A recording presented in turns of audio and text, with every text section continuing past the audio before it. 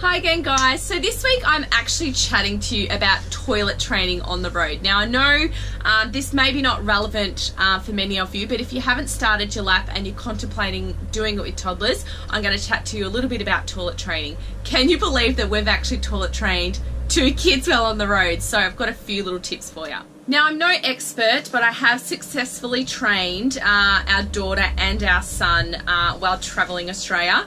Coincidentally, both of them in Broome, and I think it was Broome is because we did our first time around, we stopped there for I think nearly 2 weeks, and on our second lap we actually stopped there for 3 weeks. So we were stationary for that time, so for me I thought what a great opportunity to toilet train the kids.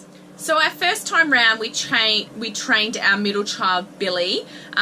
He's a boy and he was by far the hardest.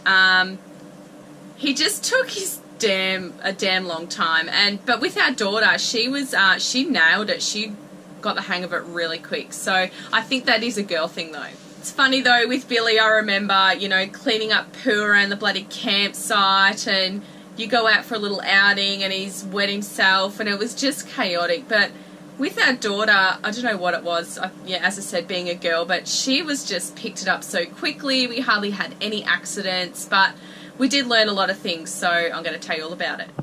Oops, sorry Cable Beach Caravan Park. God, I hope they're not watching this. They're just going to find out that my son pooed all over their caravan park. So my tips. We do have an ensuite on board, so by far that is my #1 tip. Having an ensuite on board to toilet train your children. Bonus. So my next tip is buy a potty. We just actually went to Kmart and purchased one. I think it was about $5. Now because we live an outdoors lifestyle, I would keep one outside as well for those sort of emergencies and that sort of thing.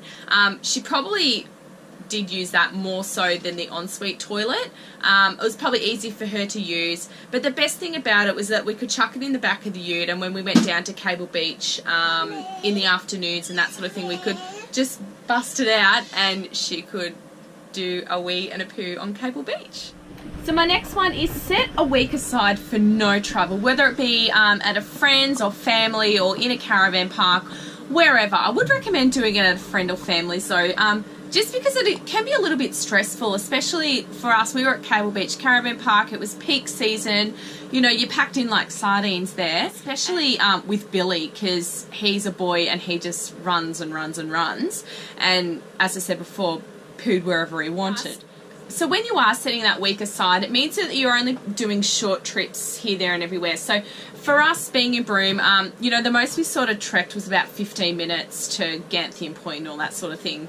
But so that was good. You know, we made sure she did a wee or went to the toilet before she got in the car, and that way it eliminates any accidents. But again, we had that little potty in the back seat, so if we did pull up and she needed to go, I had that option there. So if your little one's like my Billy boy, who had constant accidents and it was a little bit more difficult to toilet train, he did have a few accidents in his car seat, which is an absolute nightmare when you're traveling, because you're in the car all the time and some people don't have access to washing machines, and it was just a bloody nightmare. I would just sit him on a nappy. Your other option is you can buy waterproof seat covers or mats, I think they're called.